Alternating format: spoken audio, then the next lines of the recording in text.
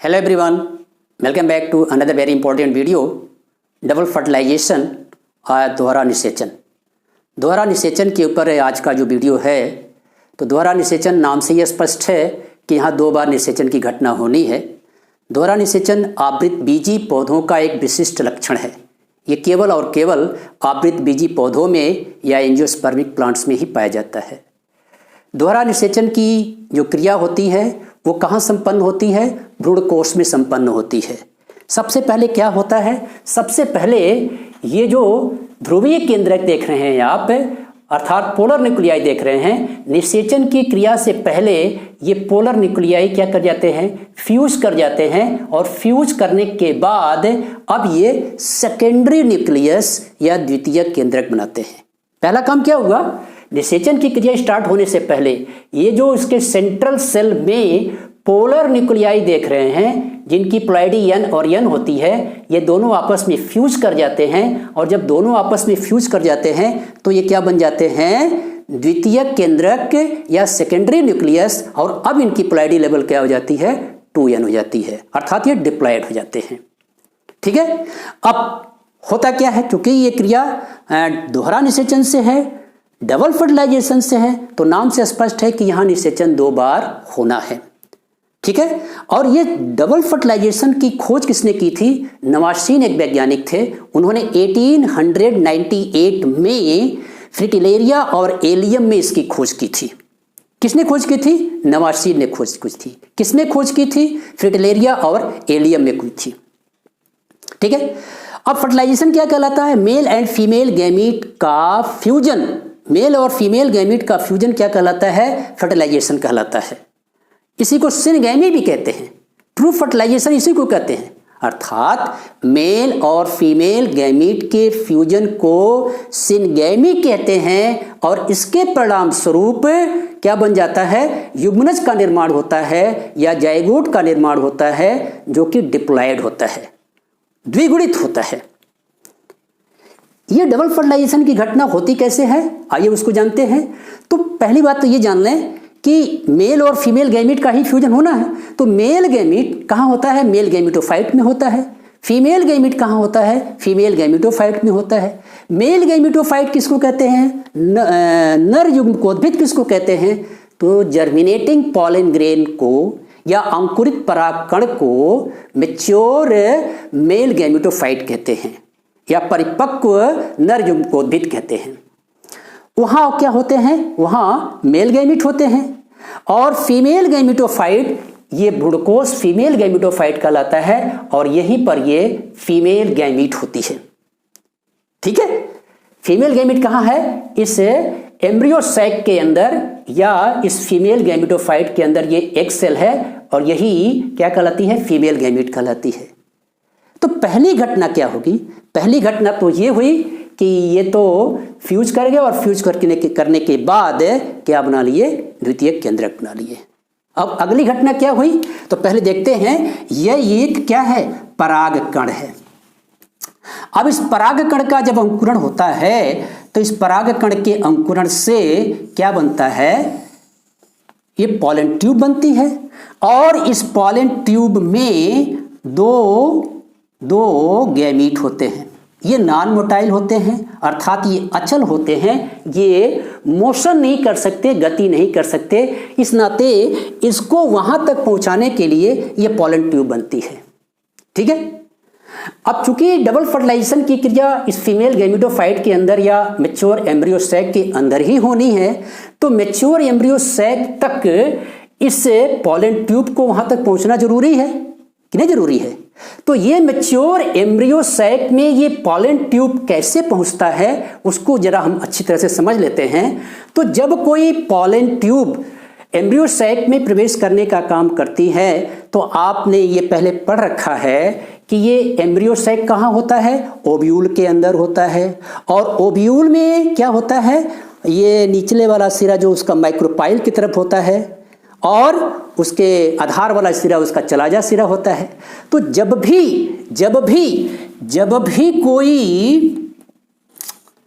कोई pollen tube उसके अंदर प्रवेश करने की कोशिश करेगी तो किधर से कोशिश करेगी, ये इधर से कोशिश करेगी। किधर से कोशिश करेगी, माइक्रोपाइल की तरफ से कोशिश करेगी। चाहे वो पोरोगैमी हो, चाहे वो चलाजोगैमी हो, और चाहे मिजोगैमी हो। जो पॉलन ट्यूब है, पॉलन ट्यूब जब भी इस क्या नाम है ओव्यूल के अंदर भ्रूणकोश जो होता है, उस भ्रूणकोश में प्रवेश करने का काम किधर से होता है, माइक्रोपाइल से होता है। चलाजोगैमी अर्थात चलाजा की तरफ से जब पॉलन ट्यूब आएगी तो उसको भी इधर से ही जाना है, माइक्रोपाइल की तरफ से जाना है। अगर वो इंटुगमेंट से होकर के आती है तो उस पॉलन ट्यूब को भी इसी तरह से जाना है। अंडरस्टैंड नाउ, अगर पॉलन ट्यूब जो है वो इधर से जा रही है तो उसको कॉमन बात है कि उसको जब भी जाना है तो इससे माइक्रोपाइल से होकर के ही जाना है। मतलब साफ है कि भ्रूणकोश के अंदर पॉलन ट्यूब माइक्रोपाइलर रीजन से हो करके या माइक्रोपाइल से हो करके यहां तक पहुंचेगी। अब यहां तक कैसे पहुंचती है इसको हम ध्यान से देखते हैं। जैसे मान लीजिए यहां ये पॉलन ट्यूब है, मान लेते हैं कि यहां एक पॉलन ट्यूब है। अब इस पॉलन ट्यूब में आपने पहले पढ़ रखा है कि क्या होते हैं, दो मेल गैमीट होते हैं। दो मेल गैमीट, ये दोनों क्या हैं, मेल गैमीट हैं। और इसके यहां पर क्या होते हैं, ये ट्यूब न्यूक्लियस होता है। अब इसके जो टर्मिनल पार्ट जो है, इसका एकदम अंतिम वाला सिरा है, उसके थोड़े से पहले यहां पर एक पोर होता है जिसको सब टर्मिनल पोर कहते हैं। और इस सब टर्मिनल पोर से ये अपने मटेरियल को या अपने कंटेंट को इसमें डिस्चार्ज करने का प्रयास करता है। लेकिन ये यहां इसके अंदर जाएगा कैसे?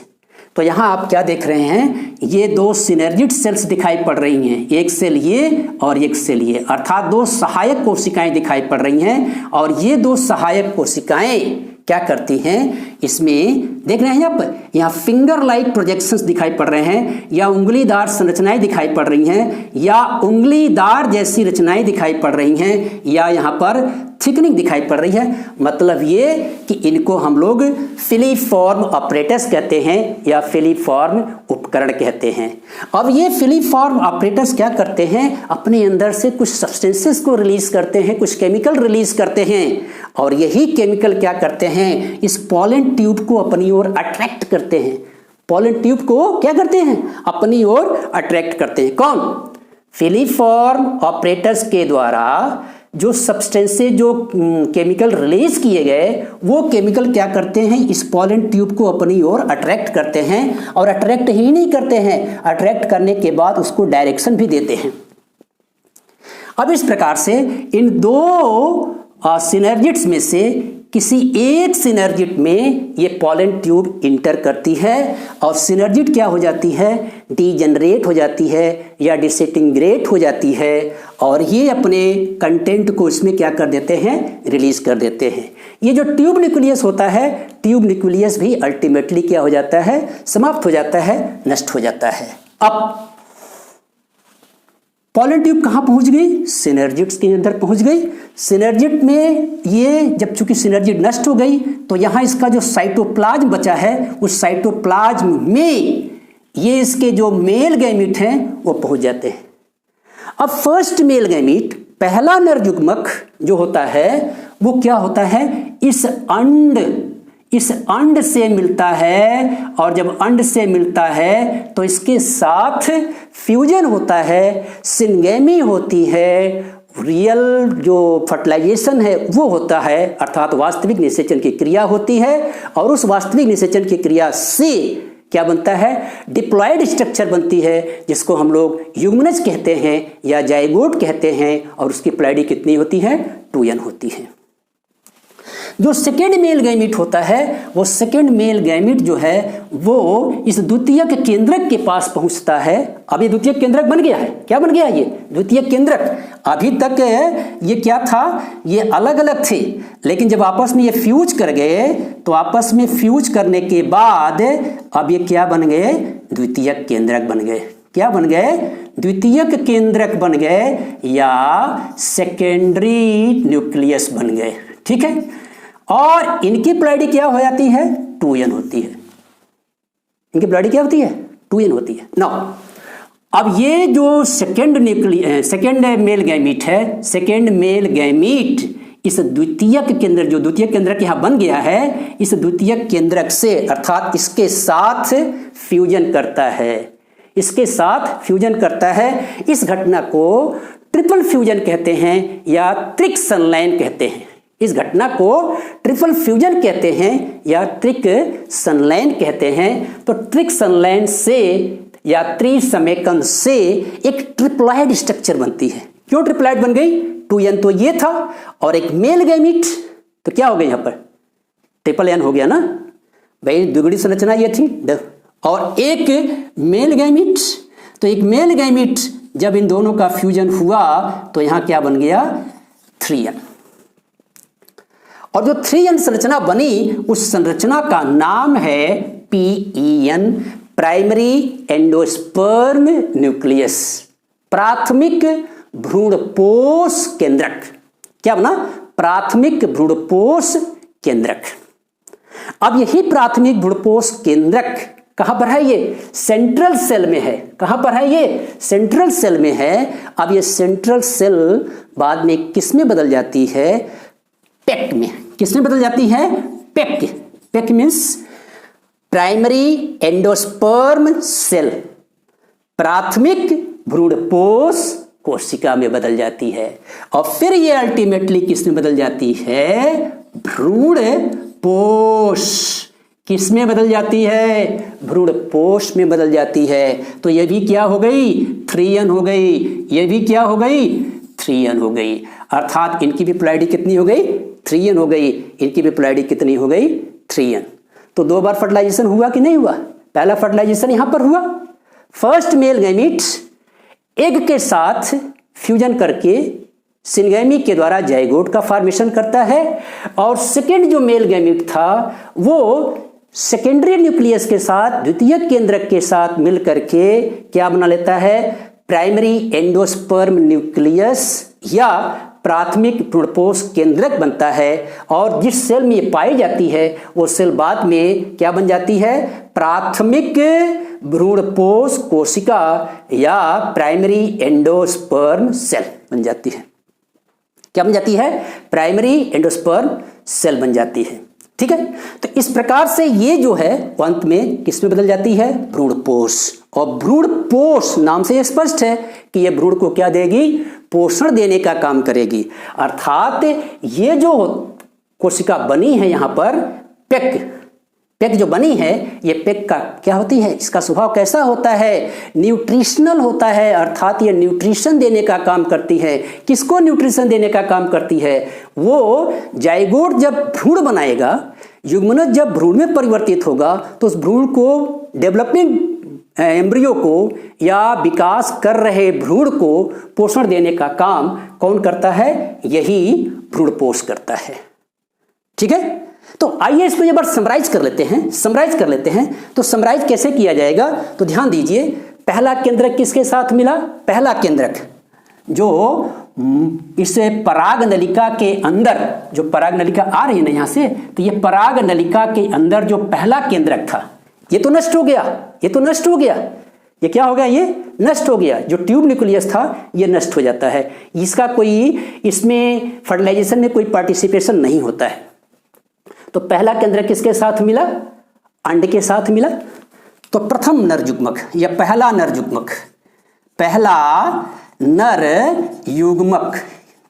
युग्मक और अंड ये मिलकर के क्या बना ले रहे हैं, जाइगोट या युग्मनज बना ले रहे हैं, जाइगोट या युग्मनज बना ले रहे हैं।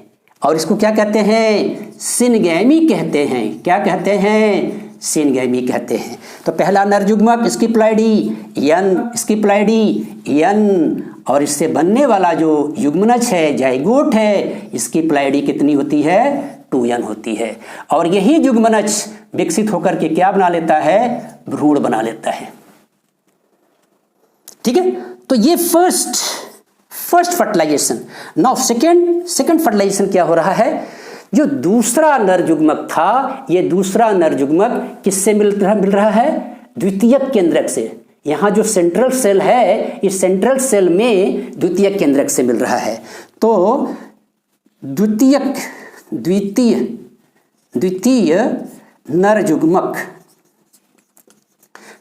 नर युग्मक किसके साथ मिल जा रहा है? द्वितीयक केंद्रक के साथ।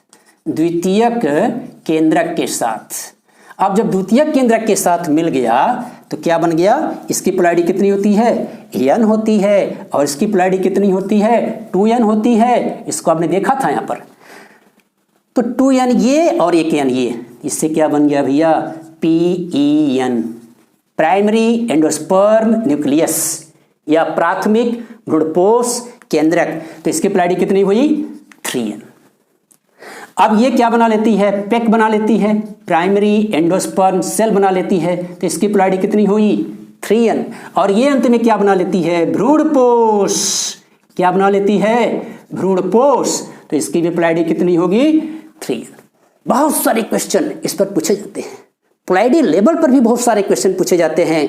भ्रूणपोष के बारे में भी बहुत सारे क्वेश्चन पूछे जाते हैं कि भ्रूणपोष का जो पोलैरिटी लेवल है वो कितना होता है। कंफ्यूजन हो जाता है बच्चों में। तो हमेशा ध्यान रखना है कि भ्रूणपोष बनता कैसे है। द्वितीय नर युग्मक और द्वितीय केंद्रक के संलयन से इस घटना को क्या कहते हैं? ट्रिपल फ्यूजन या त्रिसमेकन या त्रिक समेकन कहते हैं। ठीक है, इस घटना को क्या कहते हैं? पहले वाले घटना को क्या कहते हैं? सिनगैमी कहते हैं।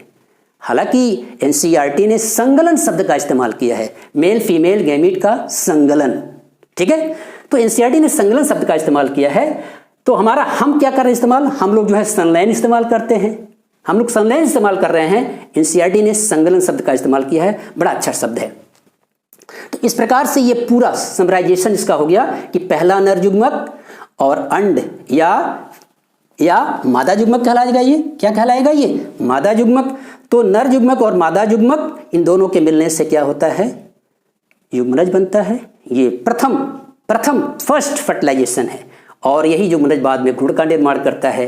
द्वितीय नर युग्मक और द्वितीय केंद्रक जिसके पोलैरिटी 2n होती है, ये मिलते हैं तो क्या बना लेते हैं? पेन बना लेते हैं, प्राथमिक भ्रूणपोष न्यूक्लियस बना लेते हैं, और या प्राइमरी एंडोस्पर्म न्यूक्लियस बना लेते हैं।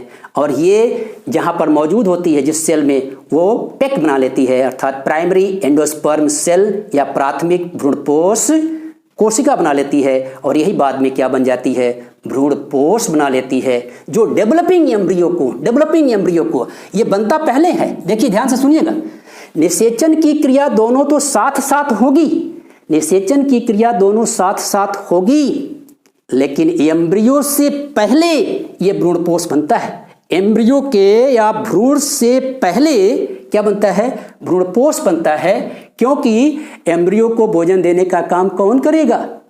आपको मालूम होना चाहिए कि यदि आपसे क्वेश्चन पूछा जाए कि मान लीजिए यहाँ ट्रिपल फ्यूजन नहीं होता है तो क्या होगा, तो आपका जवाब होना चाहिए कि अगर ट्रिपल फ्यूजन नहीं होगा तो भ्रूणपोष नहीं बनेगा, और भ्रूणपोष नहीं बनेगा तो भ्रूण को भोजन कौन देगा, अर्थात भ्रूण विकसित नहीं होगा।